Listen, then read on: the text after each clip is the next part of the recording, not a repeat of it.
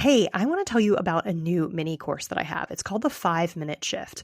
One of the most frequent questions that I get from people on social media and clients is, how do I stop feeling anxious? How do I stop feeling upset? How do I stop feeling angry at my spouse? How do I stop feeling a certain way and get to something that feels better? This mini course is to answer that question. It's a 30-minute video. You get a cheat sheet and the slides, plus a Q&A and a why this works video. But really all you need is the 30-minute video, the how-to.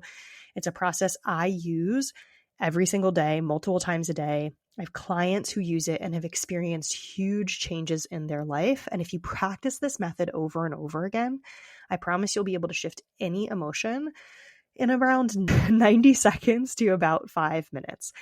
So if you're somebody who feels like you get stuck in emotions, you stew in emotions, you spiral in them, and you really wish that you could get out of them and it didn't involve scrolling or eating or shopping or any of that, this is for you. It's $29. There's a link in the show notes, and I hope you enjoy it.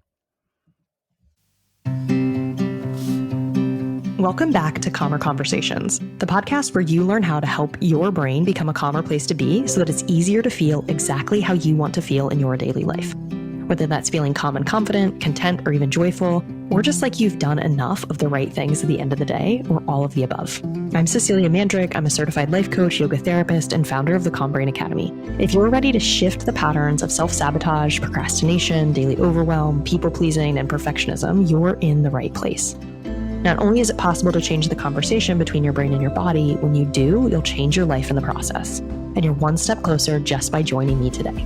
Ready? Let's dive in. Hey, and welcome to Calmer Conversations. I'm Cecilia, your host. Let's spend a moment getting grounded before we start today. Okay, so wherever you are, even if you're driving, if you're walking, you might reorient to where you are. That means you might feel your seat in whatever seat you're sitting in. You might feel your feet on the ground. You might take a few intentional, deeper breaths, maybe making a sigh or a sound for the exhale. You might let go of whatever it is you have been working on or need to work on. You might see if you could notice 2 or 3 things about the environment around you, like maybe the feel of the steering wheel underneath your hands, maybe sounds around you, maybe taste in your mouth or the temperature of air on your skin. Then you might see if you could notice 2 or 3 things within you. So a physical sensation, maybe a thought pattern that is present or has been present today, maybe an emotion that is present, perhaps the physical resonance of that emotion that's present. And then you might ask yourself, why am I here today? How do I want to show up for myself today? What support do I need today? And see if you could listen for the answer to that intention. Okay, so today I want to talk about nervous system work and the importance of it. For me, nervous system work is a huge part of what I do. It's really how I came into this world. I know a lot of people in the coaching world start with mindset work. You know, they start with learning about their brain and how thoughts contribute to how they feel and what they do. And I think that I love that. I love the intellectual, cognitive component of this. And I think there's something underlying all of it. And I really appreciate that my foundation, which really started with yoga and breath work, was paved with this nervous system component, this body-based somatic component. And I think that this is important because I'll get into it a little bit more, but the thoughts that we think are really directed by the nervous system state we're in. And so learning how to regulate your emotions and be with your emotions is crucial for how you are in the world and who you are in the world and what you want to do in the world.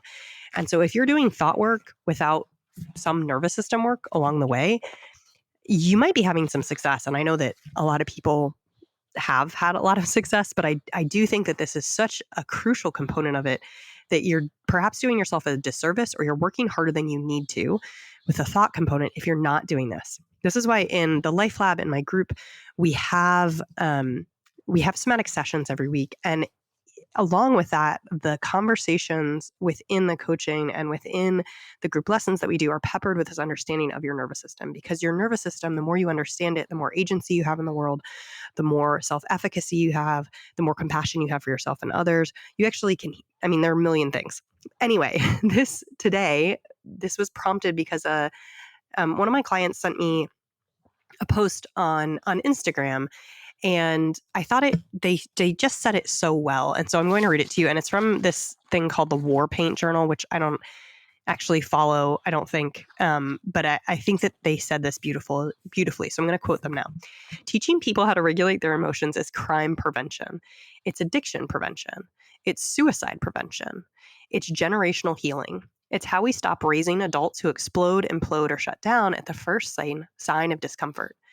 Emotional regulation is not just a soft skill, it's survival. It's the foundation of a society where people can disagree without dehumanizing each other, where accountability isn't seen as an attack, and where conflict doesn't always have to mean violence. You want a better world? Start with emotional education. And I think that you can personalize this for yourself and say, do you want a better life? And better not being even like qualitatively better, but do you want a better experience within your life? Start with emotional and nervous system education and regulation.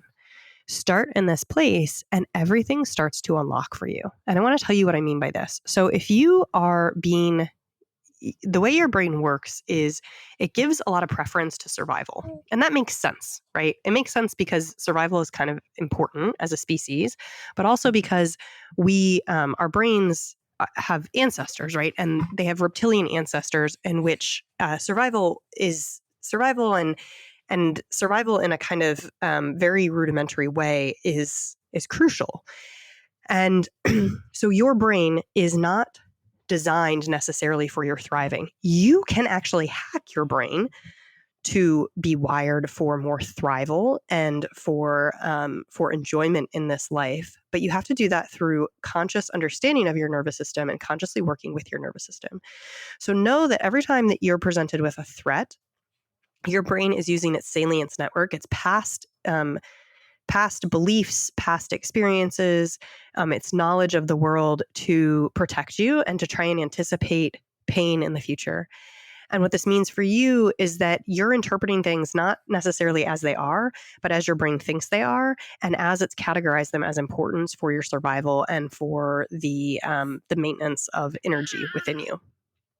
And this means that you, without positively interacting with your nervous system, probably spend a lot of time in the sympathetic nervous system response. And that means you're kind of chronically in fight or flight to some degree. You're chronically like feeling this maybe overwhelm, maybe anger, something in that regard. Even people pleasing or perfectionism, those all kind of fall into this space as well. What this also means is that you're not actually anywhere close to your potential as a human. And I don't mean this as like a productivity capitalist kind of thing, but as like a enjoyment of life, creation of beauty around you, connecting with other humans and with yourself kind of way, which can also lead to producing things in the world, but really starting from that place of love and compassion. And when you take the time to understand your nervous system and get to know it and work with it, what you'll find is that you have a higher capacity for cognitive functioning. You have a higher capacity for creative thinking and producing things creatively.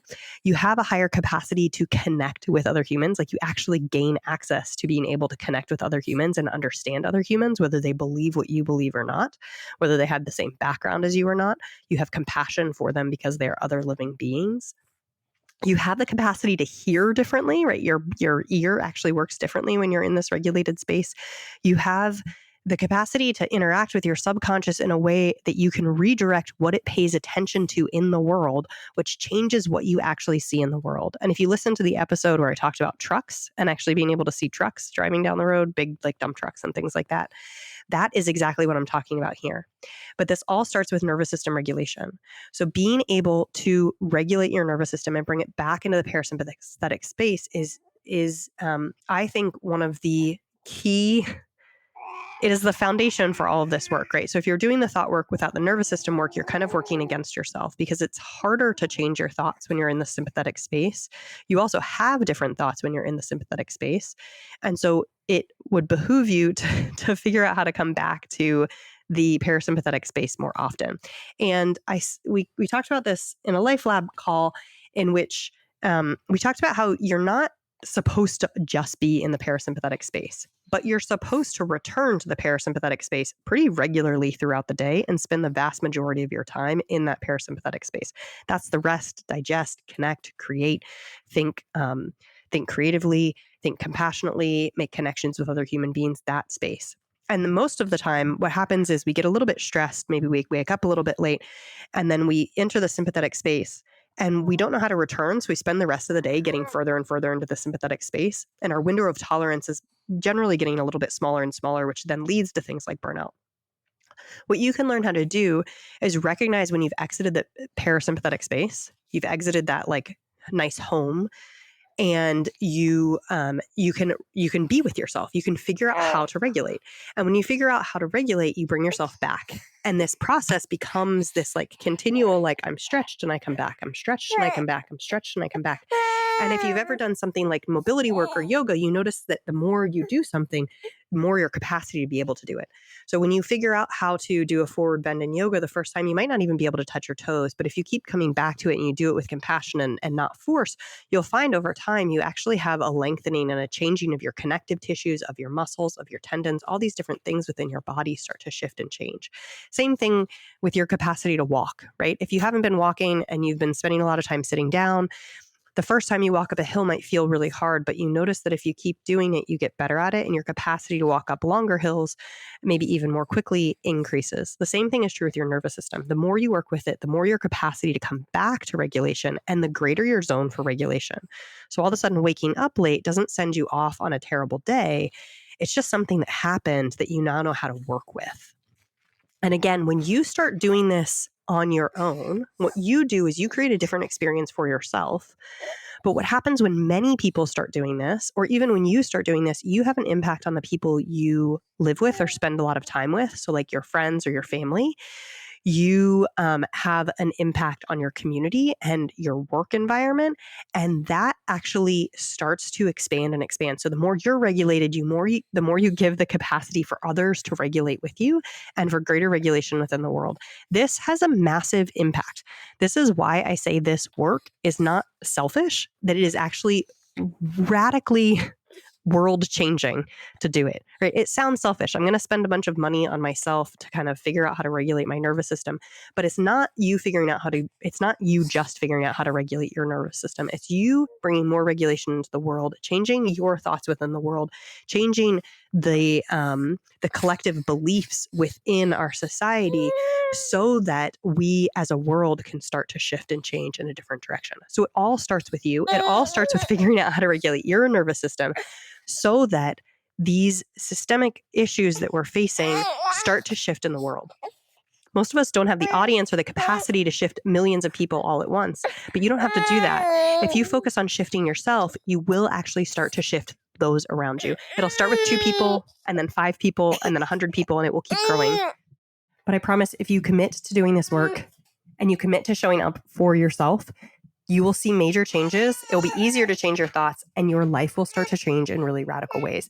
And if you want a place to do it, contact me about working one-to-one or joining the Life Lab. You can join. I just offered a trial to a couple people for about 3 months. So if you really want to come in and try it, come try it. Reach out to me. Let's schedule a time to talk. Let's do this work, because this is the way we change our world. This is the way we make big changes, starting with little changes within ourselves. Okay. I love you. Thank you for being here. Make sure you come get in touch. Reach out if you want to work together. Baby says it's time to go. I'll see you next time. Thanks for tuning in to this episode of Calmer Conversations. Take what you learned today and use it in your life. Even if it feels a little awkward or clumsy at first, remember these are practices and that real change comes from implementation. Then send me a message over on Instagram or TikTok and let me know what worked or didn't work. If you want to dig deeper into something from today's episode, all of the resources can be found at the link below in the show notes. If you like this episode, there's a great chance that you'll love working with me. Join my monthly coaching community by visiting me on Instagram or my website, www.ceciliabmandrick.com. Don't forget to subscribe to the show wherever you listen to podcasts, and I'll see you back here next Thursday.